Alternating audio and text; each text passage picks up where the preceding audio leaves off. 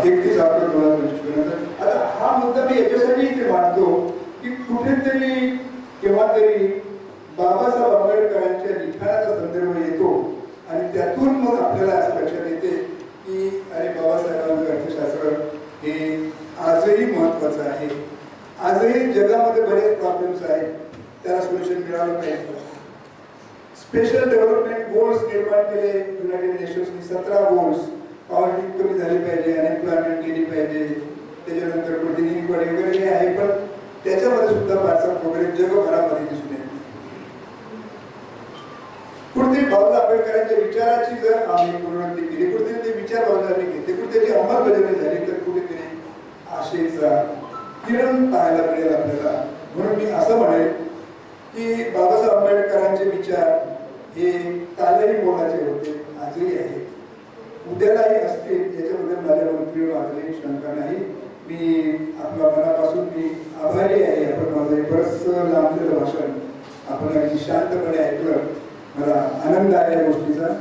ही सगळी माझी माणसं आहेत, ही माझ्या जिल्ह्याची माणसं आहेत. बरेचसे जेवढे नातलगी आहेत, बरेचसे साळवेंसारखे, जोडले साहेबांसारखे जवळचे मित्रही आहेत, नातलगी आहेत, चिखलीची आमची मुलगी आहे. तर मला आनंद या गोष्टीचा आहे की आपण अगदी मनापासून माझे भाषण ऐकलं आणि म्हणून मी अगदी मनापासून हे आपले जे सगळे आयोजन आहेत, विशेषतः department of economics of Jijabai महाविद्यालय, याचे प्राध्यापक, इथले प्राचार्य, इथले विद्यार्थी या सर्वांचा मी आभारी.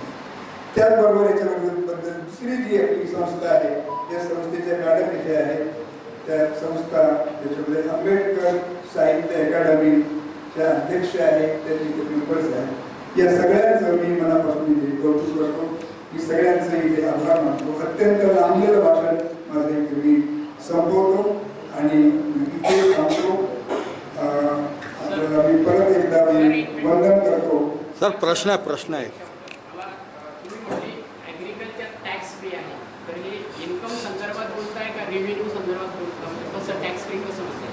ऍग्रिकल्चर आता समजा हे बघा की तुम्ही एक अशी व्यक्ती घ्या जो कर्मचारी आहे, गव्हर्नमेंटचा आहे किंवा प्रायव्हेटचा आहे, काय जे असेल त्याचं इन्कम एका विशिष्ट लेवलच्या वर गेलं की त्याला कंपल्सरी पर्सनल इन्कम टॅक्स भरावा लागतो.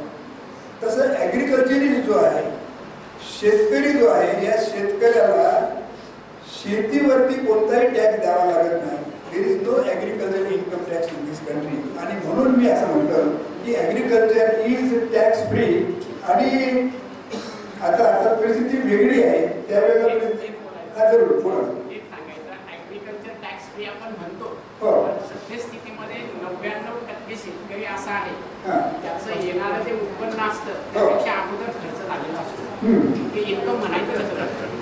आता हे बघा, त्याच्यामध्ये जर समजा काही लूपहोल्स असतील, ते आता गव्हर्नमेंट पॉलिसी आहे, त्याच्यामध्ये काही जर समजा कोणी वेगळ्या प्रकारे ते अकाउंटिंग जर प्रेझेंट करत असतील तर ती बाब आपल्याला त्याच्यावर चर्चा करायची नाही.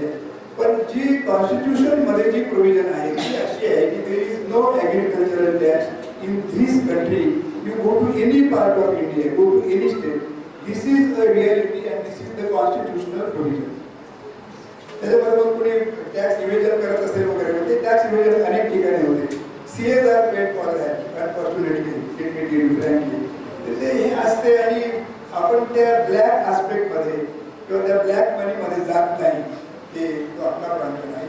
पण constitutionally speaking there is no tax for agriculture. This is a business. ते कन्व्हर्शन करत असतील, हे करत असतील, ते करत असतील, मला पेड इन्कम दाखवत असतील, ती गोष्ट वेगळी.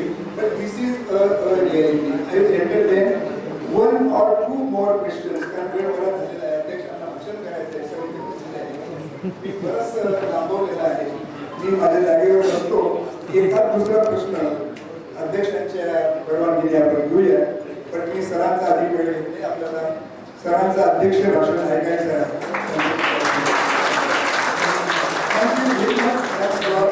जय भीम, जय महाराष्ट्र, जय Bharat.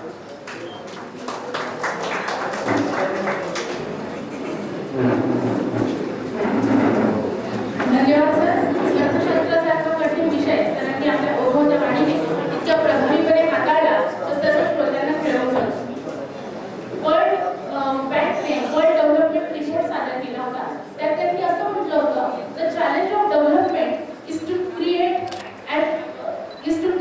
Is to improve the quality of life. म्हणजेच केवळ भौतिक सुखसुविधांमध्ये होणारी वाढ म्हणजे मनुष्याचा विकास नाही, तर मनुष्याचा विकास काय आहे तर त्याच्या सामाजिक स्थितीत ज्यावेळी सुधारणा होईल तोच मनुष्याचा खऱ्या अर्थाने विकास आहे. आणि हाच विकास बाबासाहेबांना अपेक्षित होता. म्हणूनच केवळ दलितांसाठीच नव्हे तर सर्वांसाठी बाबासाहेबांनी केलेले कार्य हे अत्यंत महान आहे. बाबासाहेबांच्या कार्याची महती वामनदादा पुढील शब्दात व्यक्त करतात. वामनदादा म्हणतात, काय सांगू तुला माझा, काय सांगू तुला आता भीम माझा कसा होता, काय सांगू तुला आता भीम माझा कसा होता, लेकराला जशी माता भीम माझा कसा होता, लेकराला जशी माता भीम माझा कसा होता.